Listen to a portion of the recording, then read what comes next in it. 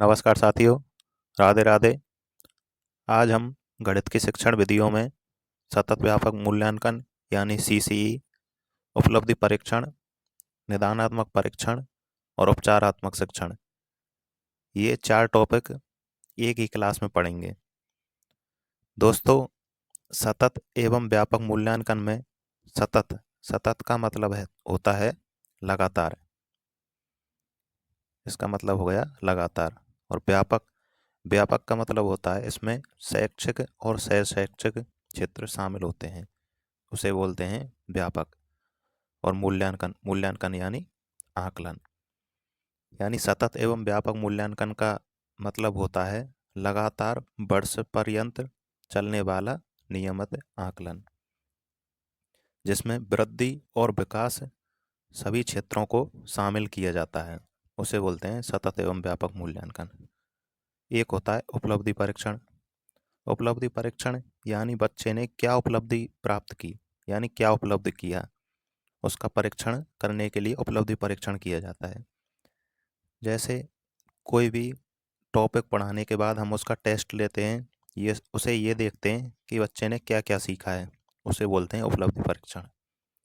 एक होता है निदानात्मक परीक्षण। निदानात्मक परीक्षण वो होता है जिसके द्वारा हम निदान करते हैं, यानी ये पता लगाते हैं कि बच्चे में क्या क्या कमियां रह गई हैं। यानी हमने कोई भी टॉपिक पढ़ा दिया, उसके बाद में उपलब्धि परीक्षण हुआ, उसमें यह पता पड़ गया कि बच्चे ने क्या क्या सीखा। तो निदानात्मक परीक्षण होता है, उसमें यह जाना जाता है कि बच्चे में कमियां क्या क्या रही हैं, यानी बच्चा ने कौन सा ऐसा भाग है जो उस टॉपिक का जो नहीं सीखा है, वो निदान के माध्यम से पता पड़ता है। फिर उसमें लास्ट में किया जाता है उपचारात्मक शिक्षण, यानी इसमें उपचार किया जाता है। यानी निदान में जो कमियां पता चली हैं उनको दूर किया जाता है, इसमें दोबारा से शिक्षण कराया जाता है। और दोस्तों, याद रखना हमेशा कि सबसे पहले उपलब्धि परीक्षण किया जाता है, फिर निदानात्मक परीक्षण किया जाता है, उसके बाद में उपचारात्मक शिक्षण कराया जाता है। और उपचारात्मक शिक्षण हमेशा उन्हीं बच्चों का कराया जाएगा जिनमें निदानात्मक परीक्षण में कमियां मिली हैं, कराया जाता है। उपचारात्मक शिक्षण केवल उन्हीं बच्चों को कराया जाता है जिनमें कमियां पाई गई हैं। तो ये आज के 4 टॉपिक हैं, इनसे संबंधित कुछ महत्वपूर्ण क्वेश्चन आंसर देखते हैं। चलिए, क्वेश्चन नंबर 1, सतत एवं व्यापक मूल्यांकन का उद्देश्य है। ऑप्शन ए, बच्चों की प्रगति का पता लगाना। ऑप्शन बी, बच्चों में परीक्षा के भय को समाप्त करना। ऑप्शन सी, बच्चों के व्यवहार में हुए परिवर्तन का पता लगाना। और ऑप्शन डी, उपरोक्त सभी। तो इसका सही आंसर हो जाएगा उपरोक्त सभी। यानी सतत एवं व्यापक मूल्यांकन में बच्चे की प्रगति को पता लगाया जाता है, यानी बच्चा क्या क्या सीख रहा है। इससे यह वर्ष पर्यंत चलने वाला मूल्यांकन होता है, इसलिए इससे बच्चे का भय भी दूर होता है और बच्चे के व्यवहार में परिवर्तन भी आता है। चलिए, नेक्स्ट क्वेश्चन। क्वेश्चन नंबर 2, सतत एवं व्यापक मूल्यांकन व्यवस्थित ढंग से किया जाए तो इसका मुख्य लाभ है। ऑप्शन ए, विद्यार्थियों का केवल आंतरिक मूल्यांकन करना। ऑप्शन बी, विद्यार्थी सत्र पर्यंत अध्ययनशील रहते हैं। ऑप्शन सी, विद्यार्थी में सत्र पर्यंत भय बना रहता है। और ऑप्शन डी, विद्यार्थियों में स्वाभाविकता का विकास होता है। तो इसका सही आंसर हो जाएगा ऑप्शन नंबर बी, यानी विद्यार्थी सत्र पर्यंत अध्ययनशील रहते हैं, क्योंकि यह मूल्यांकन पूरे साल भर चलता रहता है, तो बच्चा सत्र पर्यंत अध्ययनशील रहते हैं इससे। चलिए, नेक्स्ट क्वेश्चन नंबर 3, मूल्यांकन कितने प्रकार का होता है। ऑप्शन ए 2 प्रकार, option B 3, option C 4, option D 5। तो इसका सही आंसर हो जाएगा ऑप्शन बी, ए 2। यानी मूल्यांकन 2 प्रकार का होता है। पहला होता है रचनात्मक या रचनात्मक आकलन, जिसे निर्माणात्मक आकलन भी कहा जाता है। इंग्लिश में इसे फॉर्मेटिव असेसमेंट कहा जाता है, यानी एफए। और दूसरा होता है योगात्मक आकलन, जिसे संकलित आकलन भी कहा जाता है, जिसे इंग्लिश में समेटिव असेसमेंट यानी ऐसे कहा जाता है। एफए शिक्षण अधिगम के साथ साथ निरंतर चलता रहता है। एफए वर्ष में 4 होते हैं और ऐसे ये प्रत्येक सेमेस्टर के अंत में होता है। ऐसे लिखित परीक्षा के रूप में होता है, एक निश्चित समय अवधि के पश्चात में किया जाता है। ऐसे वर्ष में 2 होते हैं। तो मूल्यांकन 2 प्रकार का होता है। चलिए नेक्स्ट क्वेश्चन नंबर 4, सीसीई का पूरा नाम क्या है? सीसीई यानी हिंदी में से सतत व्यापक मूल्यांकन बोलते हैं। इसका पूरा नाम पूछा है।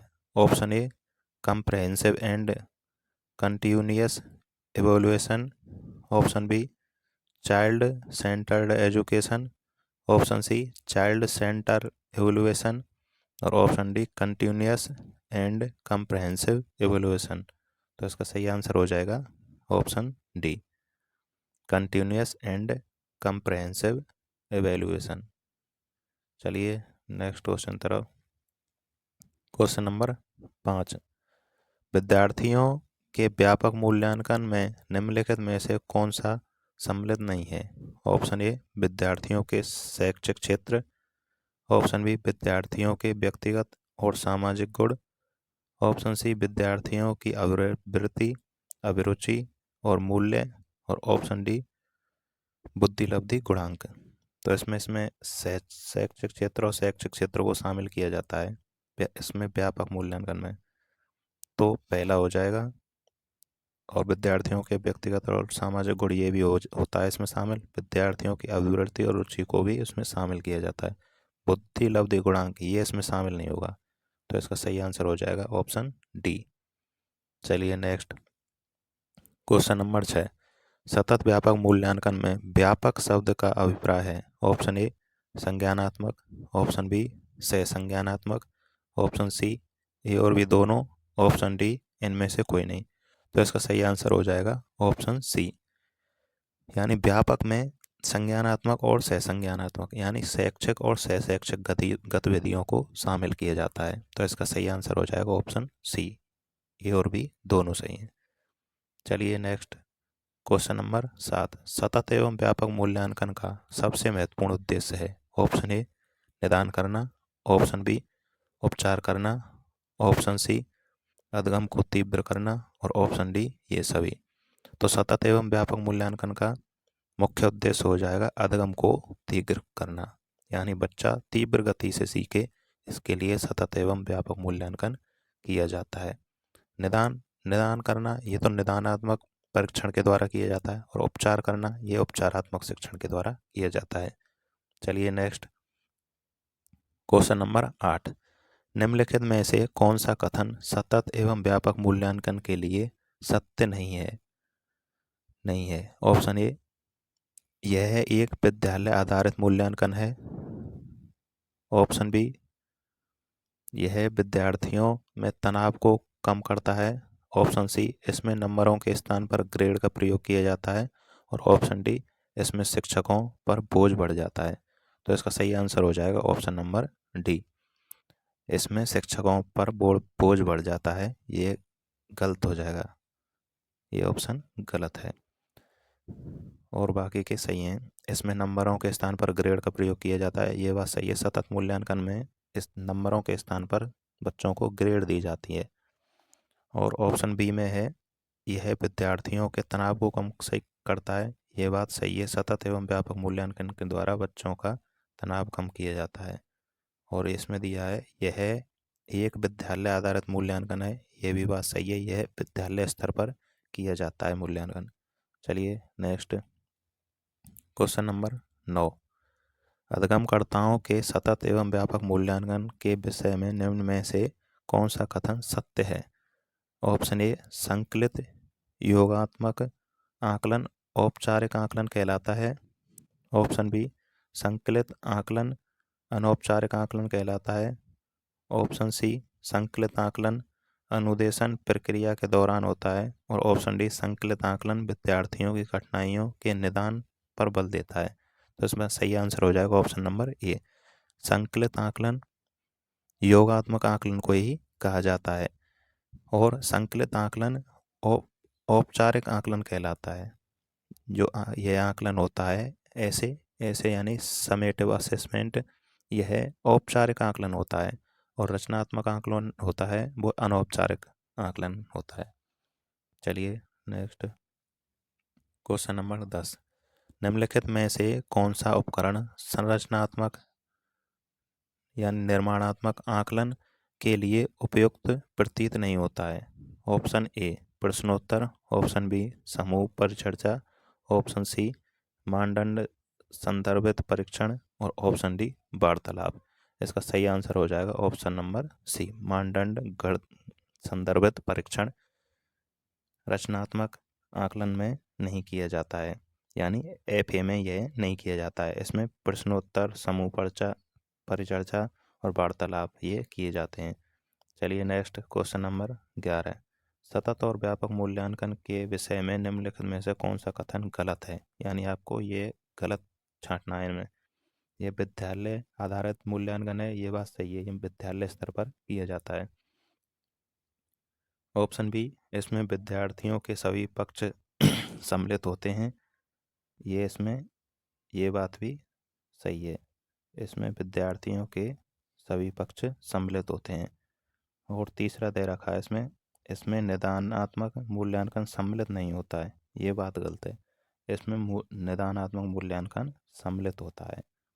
और इसमें लास्ट दिया हुआ है इसके लिए औपचारिक और अनौपचारिक दोनों प्रविधियां प्रयोग में ली जाती हैं, यही बात सही है। चलिए नेक्स्ट क्वेश्चन नंबर 12। सतत एवं समग्र मूल्यांकन में शामिल है। ऑप्शन ए विविध प्रकार की रणनीतियों का प्रयोग करते हुए दोनों संरचनात्मक एवं संकलनात्मक आकलन का प्रयोग करना। ऑप्शन बी केवल संरचनात्मक आकलन, ऑप्शन सी केवल संकलनात्मक आकलन और ऑप्शन डी ना तो संरचनात्मक ना ही संकलनात्मक आकलन। तो इसका ऑप्शन ये सही हो जाएगा। सतत एवं व्यापक मूल्यांकन में संरचनात्मक आकलन और संकलनात्मक आकलन यानी एफए और एसए दोनों शामिल होते हैं।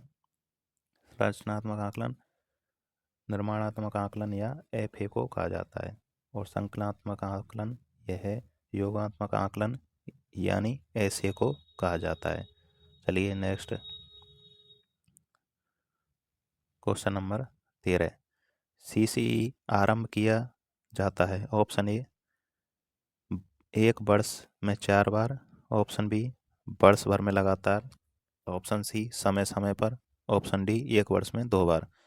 तो सीसीई वर्ष पर्यंत चलने वाला मूल्यांकन होता है। इसका आंसर बी सही हो जाएगा, वर्ष में लगातार। चलिए next question number 14।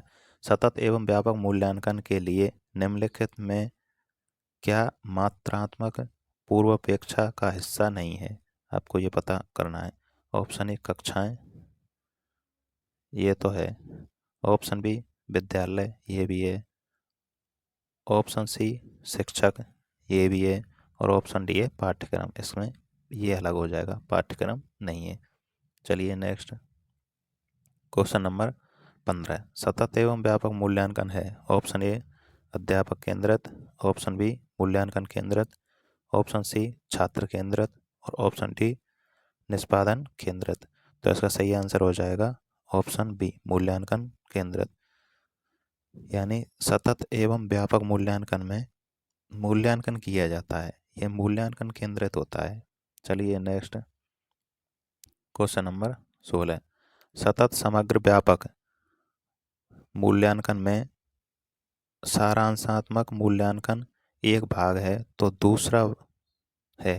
Option A निदानात्मक मूल्यांकन, ऑप्शन बी गुणात्मक मूल्यांकन, ऑप्शन सी परिमाणात्मक मूल्यांकन और ऑप्शन डी निर्माणात्मक मूल्यांकन। यानी सारांशात्मक मूल्यांकन ये तो हो गया ऐसे, और एक हो जाएगा निर्माणात्मक मूल्यांकन यानी एफए। चलिए नेक्स्ट क्वेश्चन की तरफ। Question number 17। समस्या के कारणों का पता लगाने के लिए मौखिक या लिखित परीक्षण किया जाता है, उसे क्या कहा जाता है? यानी समस्या के कारणों का पता लगाने के लिए कौन सा परीक्षण किया जाता है, ये पूछा है इसमें। ऑप्शन ए उपलब्धि परीक्षण, ऑप्शन बी उपचारात्मक शिक्षण, ऑप्शन सी निदानात्मक परीक्षण, ऑप्शन डी मूल्यांकन। तो समस्या का पता लगाने के लिए निदानात्मक परीक्षण किया जाता है। इसका आंसर बी सही हो जाएगा, सी सही हो जाएगा। चलिए नेक्स्ट क्वेश्चन नंबर 18। उपचारात्मक शिक्षण का प्रमुख कार्य है दोषपूर्ण अध्ययन एवं शिक्षण के प्रभाव को दूर करना। यह परिभाषा किसने दी? ऑप्शन ए ब्लायर ने, option C B James Adam ने, option C B S Bloom ने, ऑप्शन डी जॉन डीवी ने। तो उपचारात्मक शिक्षण की यह परिभाषा ब्लायर ने दी थी। इसका आंसर ऑप्शन ए सही हो जाएगा। चलिए नेक्स्ट, उपचारात्मक शिक्षण का उद्देश्य है ऑप्शन ए छात्रों की मानसिक कठिनाइयों का हल करना, ऑप्शन बी अधगम में आने वाली बाधाओं को दूर करना, ऑप्शन सी छात्रों में अच्छे व्यक्तित्व का विकास करना, और ऑप्शन डी उपरोक्त सभी। तो उपचारात्मक शिक्षण के ये सभी उद्देश्य होते हैं। इसमें ऑप्शन डी सही हो जाएगा। चलिए नेक्स्ट क्वेश्चन, क्वेश्चन नंबर 20। उपलब्धि परीक्षण के निर्माण के लिए निम्न में से कौन सा सत्य नहीं है? ऑप्शन ए विश्वसनीयता, ऑप्शन बी वैधता, ऑप्शन सी मूल्यांकन, और ऑप्शन डी वस्तुनिष्ठता। तो इसका सही आंसर हो जाएगा ऑप्शन सी मूल्यांकन। चलिए नेक्स्ट क्वेश्चन नंबर 21। निम्नलिखित में से उपलब्धि परीक्षण के निर्माण हेतु सम्मिलित पदों में से कौन सा पद नहीं है? ऑप्शन ए परीक्षण योजना बनाना, ऑप्शन बी परीक्षण के प्रारंभ रूप की रचना करना, और ऑप्शन सी परीक्षण का पुनर्निरीक्षण, और ऑप्शन डी हो जाएगा इसमें परीक्षण का अनुप्रयोग। तो इसमें सही आंसर हो जाएगा ऑप्शन डी परीक्षण का अनुप्रयोग। यह शामिल नहीं है। इसमें उपलब्धि परीक्षण के 4 सोपान होते हैं, जिसमें पहला शामिल होता है योजना बनाना, दूसरा होता है पदों की रचना करना, और तीसरा होता है विश्लेषण, और चौथा होता है उसमें पुनर्निरीक्षण या मूल्यांकन। ये 4 पद शामिल होते हैं। ये परीक्षण का अनुप्रयोग करना ये इसमें शामिल नहीं है। तो इसका ऑप्शन ये सही हो जाएगा डी। चलिए नेक्स्ट क्वेश्चन की तरफ, क्वेश्चन नंबर 22। राष्ट्रीय पाठ्यचर्या रूपरेखा 2005 का मुख्य दर्शन है, यानी आपको एनसीएफ का मुख्य दर्शन बताना है, एनसीएफ 2005 का। ऑप्शन ए व्यावसायिक कुशलताएं सीखना, ऑप्शन बी बिना बोझ के सीखना, ऑप्शन सी शैक्षिक गतिविधियों को सीखना, ऑप्शन डी सतत एवं व्यापक मूल्यांकन। तो इसका सही आंसर हो जाएगा ऑप्शन सी। इसमें शैक्षिक गतिविधियों को सीखना इसका मुख्य उद्देश्य होता है एनसीएफ 2005 का। चलिए नेक्स्ट क्वेश्चन, क्वेश्चन नंबर 23। उपलब्धि परीक्षण के निर्माण में कितने पदों का प्रयोग किया जाता है? Option A 2, option B 3, option C 1, option D 4। तो इसका सही आंसर हो जाएगा ऑप्शन डी। उपलब्धि परीक्षण में 4 पदों का प्रयोग किया जाता है। चलिए नेक्स्ट क्वेश्चन नंबर 24। अधगमकर्ताओं की उपलब्धि का आकलन शिक्षकों की सहायता करता है। ऑप्शन ए शिक्षण अधगम विधियों के प्रभावशीलता का मूल्यांकन करने में, ऑप्शन बी कक्षाओं में अधगमकर्ताओं के क्षमता समूह बनाने में, ऑप्शन सी शिक्षण के लिए गतिविधियों की सूची तैयार करने में, और ऑप्शन डी अधगमकर्ताओं के प्रदर्शन का रिकॉर्ड रखने में। तो इसका सही आंसर हो जाएगा ऑप्शन नंबर ए। उपलब्धि का आकलन शिक्षकों के लिए सहायता करता है शिक्षण अधिगम विधियों की प्रभावशीलता का मूल्यांकन करने में। यानी अध्यापक उपलब्धि परीक्षण के द्वारा ये पता कर लेता है कि जो मैंने पढ़ाया है, जो शिक्षण विधियां मैंने काम में ली हैं, वो कितने प्रभावी हुई हैं, बच्चे के लिए कितना उन्होंने योगदान किया है शिक्षण कराने में। चलिए नेक्स्ट क्वेश्चन, क्वेश्चन नंबर 25। जय गणित में कमजोर है, जैक गणित में एक कमजोर छात्र है। निम्नलिखित में से कौन सा परीक्षण उपरोक्त कथन का सर्वोत्तम समर्थन करता है? ऑप्शन ए बुद्धि परीक्षण, ऑप्शन बी अभिवृद्धि परीक्षण, ऑप्शन सी उपलब्धि परीक्षण, ऑप्शन डी कौशल आधारित परीक्षण। इसमें जैक गणित में कमजोर है, यानी वो है उसकी इसका पता लगाना है कि वो गणित में कितना कमजोर है। तो उसके लिए हम उपलब्धि परीक्षण करेंगे, क्योंकि उपलब्धि परीक्षण ही किसी विषय विशेष या किसी ज्ञान को चेक करने के लिए उपलब्धि परीक्षण किया जाता है। तो इसके द्वारा हम पता लगाएंगे। चलिए नेक्स्ट क्वेश्चन नंबर 26। निम्नलिखित में से क्या उत्तम उपलब्धि परीक्षण की विशेषता नहीं है? ऑप्शन ए विश्वसनीयता, ऑप्शन बी अस्पष्टता, ऑप्शन सी वस्तुनिष्ठता और ऑप्शन डी वैधता। तो उपलब्धि परीक्षण की विशेषता नहीं है इसमें ऑप्शन बी अस्पष्टता। ये स्पष्टता होती है, अस्पष्टता नहीं। चलिए नेक्स्ट क्वेश्चन नंबर 27। तात्कालिक लक्ष्य विद्यार्थी की अधगम समस्याएं तथा कठिनाइयों का हल करने हेतु शिक्षण है। ऑप्शन ए उपचारात्मक शिक्षण, ऑप्शन बी निदानात्मक शिक्षण, ऑप्शन सी क्रियात्मक अनुसंधान और ऑप्शन डी अनुवर्ग शिक्षण। तो इसमें सही आंसर हो जाएगा ऑप्शन उपचारात्मक शिक्षण, यानी बच्चों की कठिनाइयों को दूर करने के लिए उपचारात्मक शिक्षण किया जाता है। चलिए नेक्स्ट क्वेश्चन नंबर 28। उपचारात्मक शिक्षण का प्रयोग अध्यापक द्वारा क्यों किया जाता है? ऑप्शन ए अध्यापक द्वारा पक्षपातपूर्ण व्यवहार करने के लिए, ये तो गलत है। ऑप्शन बी अधगम कठिनाइयां दूर करने के लिए, और ऑप्शन सी कक्षा में स्पर्धा की भावना विकास करने के लिए, और ऑप्शन डी विद्यार्थियों की अधगम समस्याओं की जानकारी हेतु। तो बच्चों की अधगम समस्या की जानकारी के लिए तो निदानात्मक परीक्षण किया जाएगा, और कक्षा में स्पर्धा की भावना, ये तो गलत है, स्पर्धा की भावना के लिए नहीं किया जाता है। इसमें ऑप्शन बी सही हो जाएगा, अधगम की कठिनाइयों को दूर करने के लिए उपचारात्मक शिक्षण किया जाता है, यानी बच्चे में जो जो कमियां रह गई हैं उनको दूर करने के लिए अध्यापक द्वारा पुनः शिक्षण कराया जाता है, उसे उपचारात्मक शिक्षण कहते हैं। चलो नेक्स्ट क्वेश्चन 29। उपचारात्मक शिक्षण हेतु पहले आवश्यक है। ऑप्शन ए उपचारात्मक शिक्षण हेतु निश्चित प्रक्रिया, ऑप्शन बी निदानात्मक परीक्षण, ऑप्शन सी विशिष्ट उपचारात्मक शिक्षण, ऑप्शन डी इनमें से कोई नहीं। यानी आपसे ये पूछा है कि उपचारात्मक शिक्षण से पहले क्या किया जाना चाहिए। तो उपचारात्मक शिक्षण से पहले हम निदानात्मक परीक्षण करेंगे, यानी कमियों का पता लगाएंगे, फिर उसके बाद में हम पुनः शिक्षण के द्वारा उन्हें दूर करेंगे। तो ऑप्शन बी सही हो जाएगा, निदानात्मक परीक्षण। चलिए नेक्स्ट क्वेश्चन की तरफ। Question number 30। उपचारात्मक शिक्षण कितने प्रकार का होता है? ऑप्शन ए चार, ऑप्शन बी 3, ऑप्शन सी 2 और ऑप्शन डी 1। तो इसका सही आंसर हो जाएगा ऑप्शन सी 2, यानी उपचारात्मक शिक्षण 2 प्रकार का होता है। पहला होता है सामूहिक और दूसरा होता है व्यक्तिगत।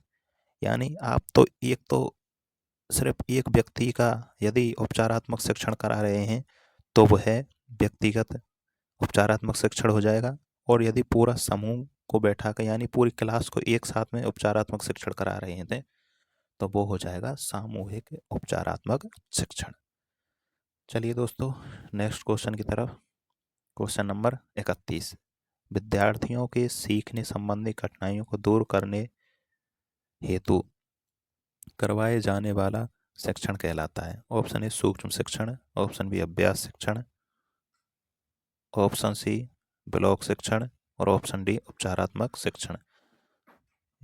यानी क्वेश्चन में लिखा हुआ है सीखने संबंधी कठिनाइयों को दूर करने के लिए, यानी जो बच्चा ने कम सीखा है उसको दूर करने के लिए कौन सा शिक्षण कराया जाएगा।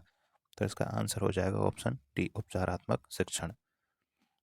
चलिए नेक्स्ट क्वेश्चन नंबर 32।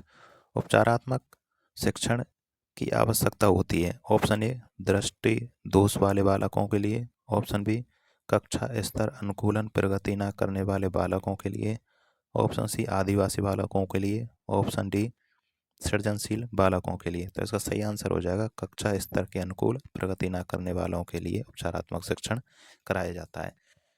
यानी पूरी कक्षा है, मान के चलिए 30 बच्चों की, उसमें से 25 बच्चे तो सब कुछ सीख गए और 5 बच्चे हैं जो पूरा चैप्टर जो आपने पढ़ाया है उसको नहीं सीख पाए हैं।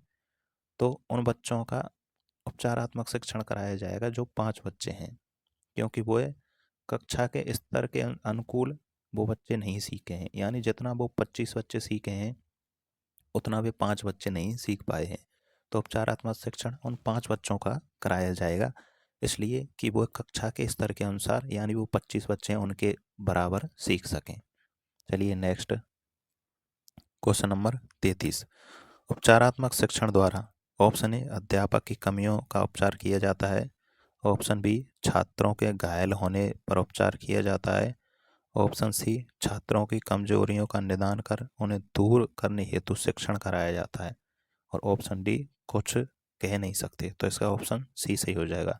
उपचारात्मक शिक्षण बच्चों की कमियों को दूर करने के लिए कराया जाता है।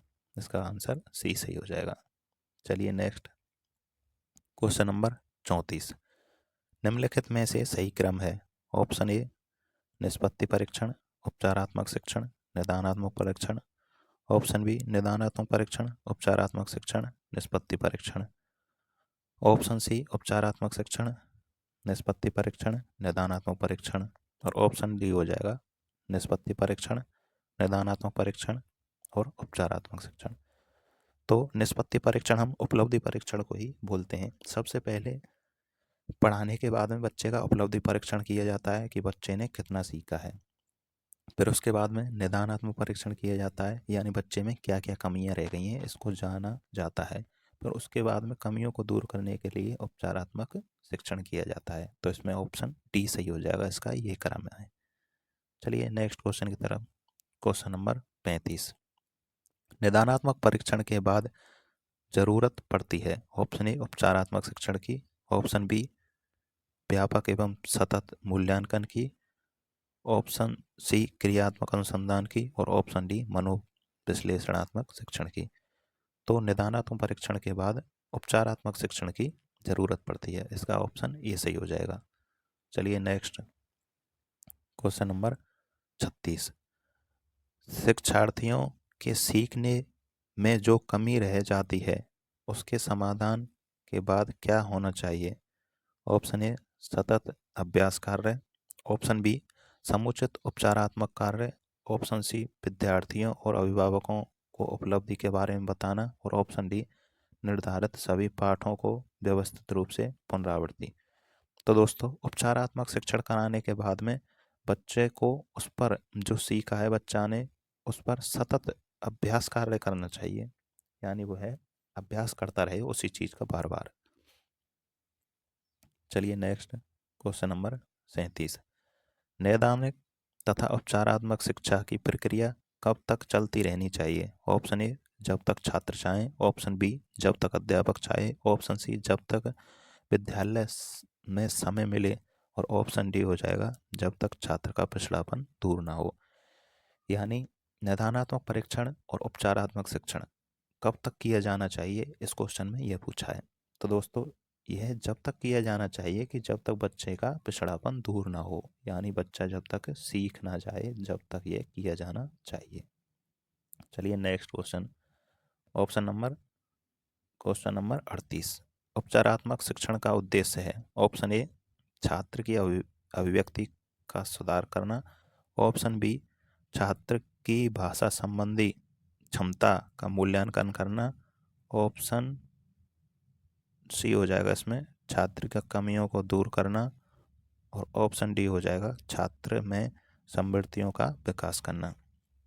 तो उपचारात्मक शिक्षण का मुख्य उद्देश्य होता है छात्र की कमियों को दूर करना, यानी निदानात्मक परीक्षण में जो कमियां पाई गई हैं उनको दूर करना ही उपचारात्मक शिक्षण का मुख्य उद्देश्य होता है। चलिए नेक्स्ट क्वेश्चन की तरफ। Question number 39। निदानात्मक परीक्षण का उद्देश्य है, यानी निदानात्मक परीक्षण हम क्यों करते हैं। ये बताना है आपको। ऑप्शन ए, अध्ययन पद्धतियों का दिशा निर्देश करना। ऑप्शन बी, कठिनाई स्तर के आधार पर छात्रों का वर्गीकरण करना। ऑप्शन सी, विषय विशेष में उपलब्धि की कमी का पता लगाना। और ऑप्शन डी, उपरोक्त सभी। तो इसका सही आंसर हो जाएगा ऑप्शन डी, उपरोक्त सभी। इन सभी के लिए निदानात्मक परीक्षण किया जाता है। चलिए नेक्स्ट, क्वेश्चन नंबर 40। निदानात्मक परीक्षण का उद्देश्य है। ऑप्शन ए, शिक्षक की कार्यकुशलता का पता लगाना। ऑप्शन बी, बालकों के विभिन्न कौशलों का विकास करना। ऑप्शन सी, गणित विषय की अध्ययन एवं अध्यापन प्रक्रिया में सुधार करना। और ऑप्शन डी हो जाएगा, शिक्षण विधियों की उपयुक्तता की जांच करना। तो इसका सही आंसर हो जाएगा ऑप्शन नंबर सी, यानी गणित विषय की अध्ययन एवं अध्यापन प्रक्रिया में सुधार करने के लिए निदानात्मक परीक्षण किया जाता है। यानी निदानात्मक परीक्षण के द्वारा अध्यापक पता कर लेता है कि अध्ययन कराते समय कौन कौन सी कमियां रह गई थी, फिर वो भी उनमें सुधार कर लेता है। चलिए नेक्स्ट, क्वेश्चन नंबर 41। किस प्रकार के शिक्षण में अधिगम संबंधी त्रुटियों को शुद्ध करने के लिए प्रभावशाली विधियों का विकास करना मुख्य उद्देश्य है। ऑप्शन ए, निदानात्मक। ऑप्शन बी, उपचारात्मक। ऑप्शन सी, उपलब्धि। और ऑप्शन डी, इनमें से कोई नहीं। तो इसका सही आंसर हो जाएगा ऑप्शन बी, उपचारात्मक। चलिए नेक्स्ट, क्वेश्चन नंबर 42। बालकों में गणितीय त्रुटियों का पता लगाने के लिए आवश्यक है, यानी उसमें गणित में कौन कौन सी कमियां रह गई हैं उसको पता न लगाने के लिए कौन सा परीक्षण करेंगे। ऑप्शन ए, उपचारात्मक परीक्षण। ऑप्शन बी, नैदानिक परीक्षण। ऑप्शन सी, मौखिक परीक्षण। और ऑप्शन डी, स्वाभाविक परीक्षण। तो इसका सही आंसर हो जाएगा ऑप्शन ए, नैदानिक परीक्षण। नैदानिक परीक्षण कमियों का पता लगाने के लिए किया जाता है। चलिए नेक्स्ट, क्वेश्चन नंबर 43। एक ऐसी योजना जो यह जानने का प्रयास करती है कि विद्यार्थी कितना समझे, और इस आधार पर तय किया जाता है कि प्रत्येक की व्यक्तिगत अथवा वर्ग की आवश्यकता के अनुसार भविष्य का शिक्षण तय हो सके, कहलाता है। ऑप्शन ए, योगात्मक आकलन। ऑप्शन बी, निदानात्मक आकलन। ऑप्शन सी, सूचनात्मक आकलन। और ऑप्शन डी, परीक्षण। तो इसका सही आंसर हो जाएगा ऑप्शन बी, नैदानिक आकलन। नैदानिक आकलन के द्वारा बच्चे में यह जानने का प्रयास किया जाता है कि बच्चे ने क्या क्या सीखा है, और उसके भविष्य का शिक्षण तय नैदानिक आकलन के द्वारा ही होता है। चलिए नेक्स्ट, क्वेश्चन नंबर 44। निम्नलिखित में से कौन सी विधि विद्यार्थियों में गणित संबंधी कमजोरी जानने की अच्छी विधि नहीं है। ऑप्शन ए, विद्यार्थियों को कक्षा के अंदर बाहर प्रश्न करना। ऑप्शन बी, मौखिक कार्य। ऑप्शन सी, विद्यार्थियों की उत्तर पुस्तिका का विश्लेषण। और ऑप्शन डी हो जाएगा इसमें विद्यार्थियों की तुलना करके। तो इसमें ये गलत हो जाएगा, विद्यार्थियों की तुलना करना ये गलत है, ऑप्शन डी। चलिए नेक्स्ट, क्वेश्चन नंबर 45। गणित में नैदानिक परीक्षण का उद्देश्य है। ऑप्शन ए, बच्चों को समझ में अंतर जानना।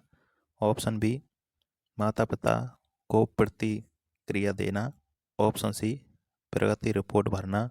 और ऑप्शन डी, अंतिम अवधि तक की परीक्षा के लिए प्रश्न पत्र की योजना बनाना। तो इसका सही आंसर हो जाएगा ऑप्शन ए, बच्चों को समझ में अंतर जानना, यानी बच्चों की समझ है उसमें अंतर जानने के लिए नैदानिक परीक्षण किया जाता है। यानी ये बच्चा जो सब कुछ सीख गया है और ये बच्चा जो अभी कम सीखा है, उसमें अंतर करने के लिए कि इसने कितना कम सीखा है, उसके लिए नैदानिक परीक्षण किया जाता है। चलिए नेक्स्ट, क्वेश्चन नंबर 46। ज्यामितीय निरूपण ज्यामितीय निरूपण पूरे और उसके अंश के बीच संबंध दिखाता है। ज्यामितीय निरूपण पूरे और उसके अंश के बीच संबंध दिखाता है। ऑप्शन ए वो क्या कहलाता है? ऑप्शन ए आयत चित्र, option B pie chart, option C डंडालेख, ऑप्शन डी चित्रलेख।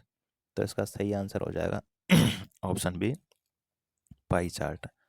पाई चार्ट के द्वारा हम पूरे और अंश के बीच संबंध दिखाते हैं।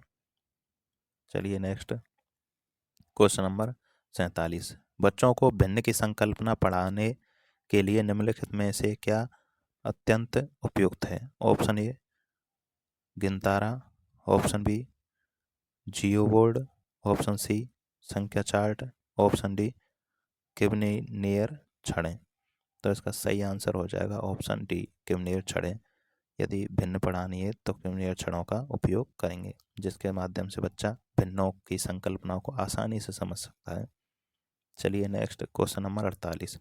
वह परीक्षण जिससे किसी विषय विशेष इकाई विशेष में छात्रों की त्रुटियों के बारे में जानकारी होती है, यानी उनकी कमियों का पता लगता है, वह कौन सा परीक्षण है? ऑप्शन ए निदानात्मक परीक्षण, ऑप्शन बी उपचारात्मक परीक्षण, ऑप्शन सी उपलब्धि परीक्षण, ऑप्शन डी उपरोक्त सभी।